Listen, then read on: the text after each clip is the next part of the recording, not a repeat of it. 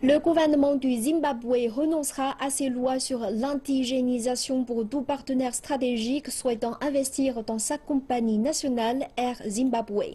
La compagnie publique cherche désormais un investisseur qui achète une participation de 50% d'Air Zimbabwe. Cela n'a pas été facile ces derniers temps pour la compagnie aérienne.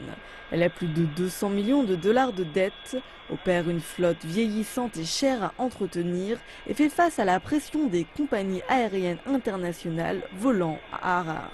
Les précédents efforts qui n'ont pas rencontré de succès pour trouver un investisseur ont connu un second souffle quand le gouvernement a renoncé aux critères exigés pour l'achat de la participation. Mais cela pourrait ne pas être suffisant pour intéresser un investisseur qui a besoin d'exercer une plus grande influence. Dans l'industrie de l'aviation, ce qui attire le plus les gens, c'est plus de fiabilité. Vous voulez organiser les choses à votre manière pour que votre produit soit très fiable.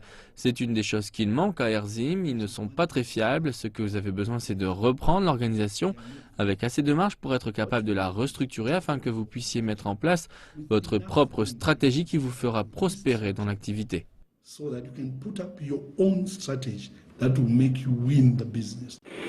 Le transporteur national a demandé au gouvernement de prendre en charge cette dette.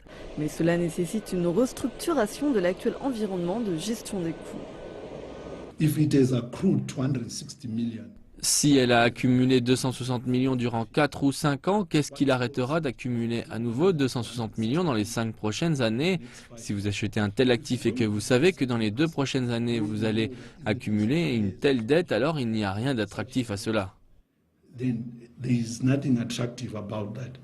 Le ministre des Transports du pays a déclaré qu'une liste de plus de 10 compagnies avait été sélectionnée pour être de potentiels partenaires.